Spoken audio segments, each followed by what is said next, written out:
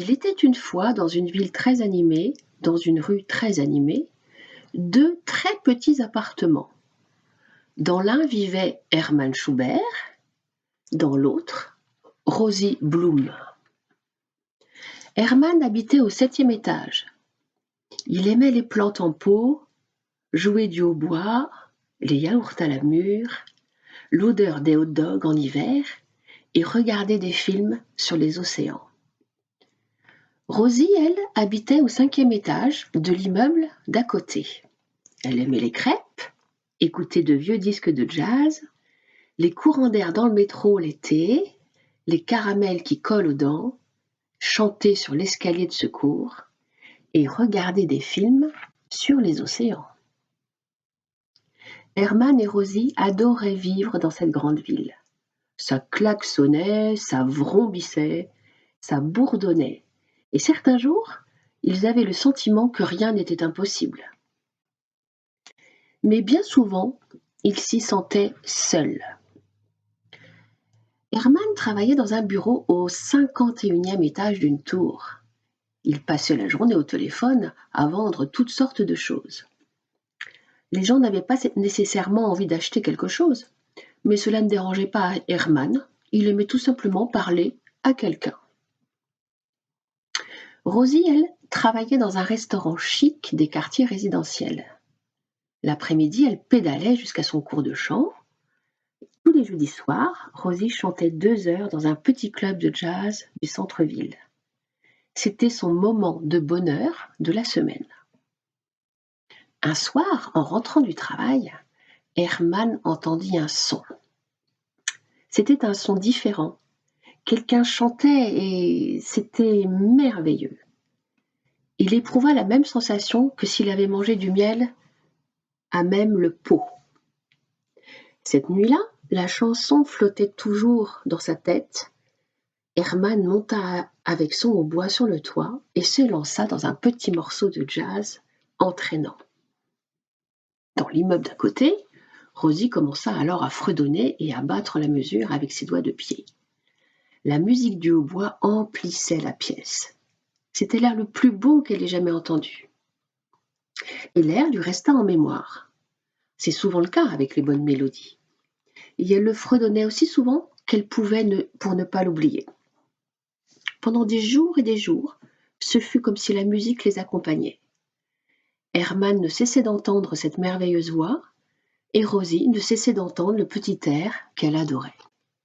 Partout. Et puis un beau matin, Hermann découvrit en arrivant au bureau qu'il avait perdu son travail. Il ne vendait pas assez de choses. Hermann était pourtant persuadé d'en avoir vendu beaucoup, mais en réalité il était si heureux de parler à quelqu'un au téléphone qu'il en oubliait souvent de vendre quoi que ce soit.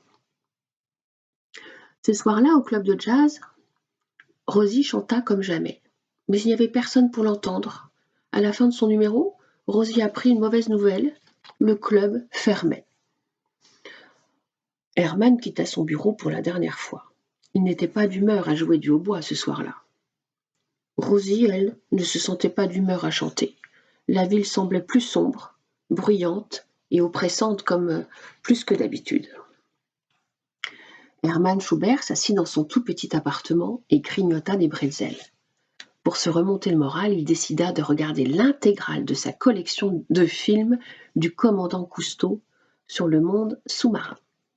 Son hautbois était soigneusement rangé sous son lit. Rosie Blum, elle, se mit à faire des crêpes dans la cuisine de son tout petit appartement. Des monceaux de crêpes, bien plus qu'elle ne pourrait jamais avaler. Et comme elle ne se sentait pas mieux après cela, elle décida de regarder l'intégrale de sa collection de films du commandant Cousteau sur le monde sous-marin. Les jours, les nuits et les semaines s'écoulèrent lentement. Rosie perdit sa voix, étouffée par les bruits de la ville, et Hermann perdit son envie de jouer du hautbois. La ville était toujours en mouvement, mais elle s'était désaccordée. Et puis, un beau matin, Rosie se réveilla en sursaut. Elle avait envie de caramel qui colle aux dents. Hermann se réveilla en sursaut. Il lui fallait absolument du yaourt au mûr. Mais il faisait tellement beau dehors qu'Hermann oublia aussitôt son yaourt et Rosie son caramel. Au lieu de cela, ils partirent se promener et marchèrent, jusqu'à ce qu'ils arrivent tous deux au même endroit, où ils achetèrent un hot-dog, puis chacun rentra chez soi. Cette nuit-là, Hermann sortit son hautbois de dessous son lit et se dirigea vers le toit de son immeuble.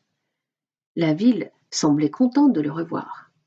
Même ses fracas et ses klaxons semblaient s'harmoniser. Rosie, elle, était en train de cuisiner. Elle se sentit étrangement heureuse lorsqu'elle entendit le petit morceau de jazz qu'elle adorait. Elle lâcha sa poêle. Il fallait qu'elle suive cet air. Bondir, grimper, sauter, jusqu'à... Et oui, et là ils se retrouvèrent. Un soir dans une ville très animée, dans une rue très animée, sur le toit d'un immeuble très très haut. Rosie trouva Hermann, et Hermann trouva Rosie. Et la ville ne fut plus jamais tout à fait la même.